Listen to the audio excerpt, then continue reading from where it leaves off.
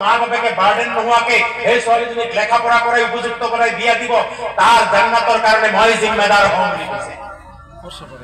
আজি আমি কি কৰি আছো? ল'ৰা ছোৱালীৰ কাৰণে আমি যত্ন লোৱা নাই, তেওঁলোকক মানে যত্নবান হোৱা নাই, তেওঁলোকৰ পিছত টকা পইচা খৰচ কৰা নাই, কৰিছো য'তে মতে খৰচ কৰিছো, য'ত নালাগে ত'ত কৰিছো, য'ত লাগে নকৰিছো। সেই কাৰণে আমাৰ সংসাৰ বৰবাদ, আমাৰ ঘৰ বৰবাদ। যোনে স্কুল কলেজ পঢ়াইছে তেওঁলোকে দিনী তালিম দিয়া নাই। ডাঙৰ ইংলিছ মিডিয়ামত পঢ়োৱাৰ কাৰণে এতিয়া কি কৰিছে, ইছলামৰ হেৰিত দিয়া নাই, মক্তবত দিয়া নাই। মক্তবত নিদিয়াৰ কাৰণে কোৰআন শিক্ষা হোৱা নাই, পাক পাকিজা শিকা নাই, আল্লাহ ৰসুলক চিনা নাই, ফৰজিয়তৰ ইলম পোৱা নাই। তাৰ কাৰণে কি হৈছে, জিন্দগীবৰ নাপাক জিন্দগী কটাই পেলাই আমাৰ ল'ৰা ছোৱালী দুনিয়াৰ পৰা যাব, আল্লাহৰ ওচৰত গৈ পেলাই এতিয়া নেকি যেতিয়া থিয় হ'ব তেতিয়া ক'ব আমাক মা বাপেকে শিকোৱা নাই। তেতিয়া মাক বাপেকে এই ল'ৰা ছোৱালীৰ কাণত ভৰি দি পেলাই প্ৰথম জাহান্নামত নিক্ষেপ কৰা হ'ব। আমি আমাৰ কৰ্তব্য পালন নকৰাৰ কাৰণে আমি অধস্থলে গৈছো। সেই কাৰণে মই বিনম্ৰ অনুৰোধ কৰিম আমাৰ সকলো ৰাইজক, মুছলিম সমাজক, যে আমাৰ ল'ৰা ছোৱালীক আমি ভাল শিক্ষা দিওঁ। মাটি কিনাৰ কম্পিটিশ্যন নকৰিব, বিল্ডিং বনোৱাৰ কম্পিটিশ্যন নকৰিব, গাড়ী কিনাৰ কম্পিটিশ্যন নকৰিব। কম্পিটিশ্যন কৰাৰ জেগা এটাই আছে, কম্পিটিটিভ এক্সাম। নিটত পঢ়াক, জেডব্লিউত পঢ়াক, এমচেটত পঢ়াক, এচিএছ পঢ়াক, আইইপিএছ পঢ়াক, ইউপিএছচি পঢ়াক। ল'ৰা ছোৱালীক ভাল ভাল শিক্ষা দিয়ক। পেটত পাথৰ বান্ধি হলেও নিজৰ ল'ৰা ছোৱালীক উচ্চ শিক্ষা শিক্ষিত কৰক, লগতে প্ৰকৃত মুছলমান বনাওক। কাৰণ প্ৰকৃত মুছলমানহে দেশৰ কাৰণে, মানুহৰ কাৰণে, আকাশ পাতালৰ কাৰণে, পৃথিৱীৰ কাৰণে সি সকলো সময়ত এই কল্যাণমূলক হ'ব।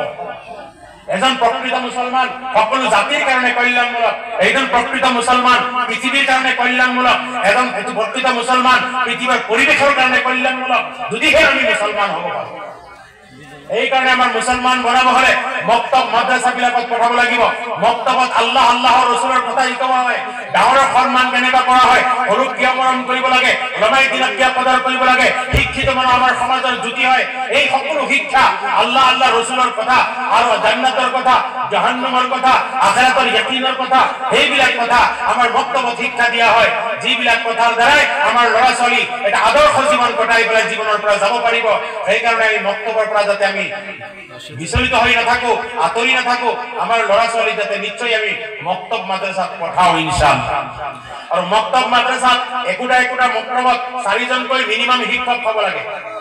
70 জন ছাত্ৰ আৰু তাৰ মাজত এজন শিক্ষক। কেতিয়াও শিক্ষা নহয় 1 ঘণ্টা 1.5 ঘণ্টা। আমাৰ 4টা বা 5টা ক্লাছ আছে, 5টা ক্লাছত 5জন শিক্ষক ৰাখিব লাগে। আমি সব টকা খৰচ কৰিব পাৰো, মোবাইলত 1000 টকা ৰিচাৰ্জ কৰিব পাৰো, আমি তেল ভৰাব পাৰো, হোটেলত খাব পাৰো, আলহী সব শুশ্ৰূষা কৰিব পাৰো, ভাল কাপোৰ পিন্ধিব পাৰো, সকলো জেগাত টকা খৰচ কৰিব পাৰো। কিন্তু আমাৰ দিন জিন্দা ৰাখিবৰ কাৰণে আমি 500 টকাকৈ প্ৰতি ঘৰে মছজিদত দিব নোৱাৰো। 100 টকা, 150 টকা, 50 টকা দি পেলাই আমি ভাবো যে আমি ইছলাম জিন্দা কৰি দিম। খোদাৰ কসম কৰিব নোৱাৰিম। সেই কাৰণে আমি কি কৰিব লাগিব? ইন্নাল্লাহ আশতাৰা মিনাল মুমিনিনা আনফুসাহুম ওয়া আমওয়ালাহুম বিআন্না লাহুমুল জান্নাহ। আল্লাহ ৰাব্বুল আলামিনে কৈছে, আল্লাহ তোমালোকৰ জান আৰু মাল বেহেশতৰ বদলাই কিনি লৈছে। তোমাৰ জান তোমাৰ নহয়, তোমাৰ মাল তোমাৰ নহয়। আল্লাহৰ দিনৰ ওপৰত চলাৰ কাৰণে, দিন প্ৰতিষ্ঠিত কৰাৰ কাৰণে, দিন পৃথিৱীত জীয়াই ৰখাৰ কাৰণে সকলো মাল আল্লাহ দিব লাগিব। 200 টকা সুপাৰী মক্তবত দি পেলাই ফিটাকি মাৰে আমি 200 টকা দিওঁ। ইমামৰ দৰমহা 20,000 টকা দি পেলাই ভাবে আমি বহুত টকা দি দিছো। মক্তবৰ দৰমহা 5,000 টকা দি পেলাই ভাবে বহুত টকা দি দিছো। নিজে কিন্তু 1 লাখ টকা দৰমহা পাই নাটে। আমি ইনসাফ কৰিব নোৱাৰিলো, আজিলৈকে ইনসাফ কৰিব নোৱাৰিলো। যি মানুহে আমাৰ সমাজক এটা পথত লৈ যাব, যি মানুহজনে আমাৰ জানাজাৰ নামাজ পঢ়িব, যি মানুহজনে আমাৰ ফজৰৰ নামাজ পঢ়াব, যি মানুহজনে আমাক কলিমা পঢ়াই মুছলমান বনাব, যি মানুহজনে আমাৰ বিয়া পঢ়াব, যি মানুহজনে আমাৰ সকলো বিপদত দোয়া কৰে, এই মানুহজনৰ কাৰণে আমাৰ পকেটৰ পৰা টকা নোলায়, আমাৰ ধন খৰচ নহয়। আমি ভাবো আমি মুছলমান, আমাৰ সমাজ মুছলমান, আমাৰ সমাজ উন্নতি। মছজিদত মাৰ্বল লগাই পেলাই লাখ লাখ টকা বেংকৰ একাউণ্টত থব। কমিটি হেতুই ভাল, যিনে টকা জমা কৰিব পাৰে। ইমামৰ দৰমহা কিমান? 10,000 আৰু বেংকত জমা কিমান আছে? 10 লাখ। কৈছে মই কওঁ ৰাতি মছজিদৰ ডেলিভাৰী হ'ব, হঠাৎ টকা ক'ত পাব? সেইকাৰণে মানে হস্পিটেলত মছজিদত ভৰ্তি কৰিলে টকা লাগিব, বেংকত থৈ আছে। ইমামৰ দৰকাৰ নাই। মসজিদৰ কিহৰ বেংকৰ একাউণ্ট, মসজিদৰ কি সব দৰমহা দি দিয়ক, 30,000 কে দৰমহা দিয়ক, 20,000 কে দৰমহা দিয়ক, মসজিদত ভাল ভাল হেৰি লগাক, তালিম দিছক, লেতেৰা মসজিদ, মসজিদত মাটি পৰি থাকে, মকৰাৰ জাল পৰি থাকে, এজন সুইপাৰ নাৰাখে লেট্ৰিন সাফ কৰিবৰ কাৰণে। যাওক বেলেগ দেশত গৈ পেলাই মসজিদ চাওক, মসজিদৰ পৰিষ্কাৰ চাওক, গলে উঠাই আহিব মন নাযায়। আমি কিয় নকৰো? আমি পাৰিলোহেঁতেন। আমি এতিয়ালৈকে আমি সচেতন হোৱা নাই, সজাগ হোৱা নাই। এতিয়াও টোপনিত থাকি পেলাই আমি ভাবি আছো পৃথিৱীৰ আগশাৰীৰ মানুহ।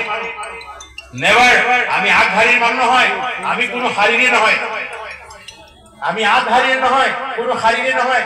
যদি আমি চাওঁ তেনেহলে গম পাম যে আমি কোন শাৰীৰ মানুহ। মহতৰম দোস্ত বুজুৰ্গ, আমি সজাগ হওঁ, আমাৰ ল'ৰা ছোৱালীৰ প্ৰতি যত্ন লওঁ, হালাল কামাই কৰো, অন্যায়ৰ পৰা বাচি যাওঁ, ধীমা ঠেলাঠেলিৰ পৰা বাচি যাওঁ, সুদ খোৱাৰ পৰা বাচি যাওঁ, জুলুমৰ পৰা বাচি যাওঁ, চকুৰ হেফাজত কৰো, কাণৰ হেফাজত কৰো, ল'ৰা ছোৱালীৰ হেফাজত কৰো। আৰু চবতকে লাষ্টত এটা কথা কম, মই বয়ান শেষ কৰি দিম, নিজৰ পৰিবাৰৰ লগত ভাল ব্যৱহাৰ কৰিম।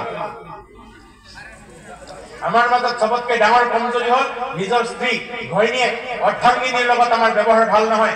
আমাৰ নবী সাল্লাল্লাহু আলাইহি ওয়াসাল্লামে কৈছে, তোমালোকৰ মাজত সৰ্বোত্তম ব্যক্তি সেইজন যিজনৰ ব্যৱহাৰ নিজৰ পৰিবাৰৰ লগত ভাল। আমি আমাৰ ঘৈণীয়েকৰ লগত আমি ভালদৰে কথা নাপাতো, গোটেই পৃথিৱীৰ লগত মিঠা কথা পাতো।